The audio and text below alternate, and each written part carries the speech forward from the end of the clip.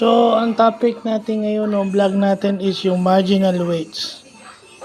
Proportion of the different sources of income used to raise additional capital. So, ibig sabihin, ito yung portion ng portion coming from the different sources sources of income ng company. Kumbaga, ito yung proportion na ina-allocate ng nila for a certain fund at kung saan galing.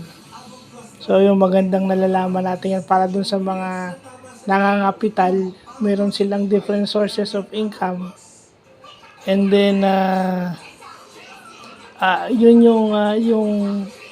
yung ginagamit nila yon to finance certain projects or a certain endeavor. So, magandang natututunan natin yan, additional. Parang review, hindi, parang ito yung mga bagay na parang hindi ata namin natakel, pero it's good na nalaman natin to. So, yun lang po.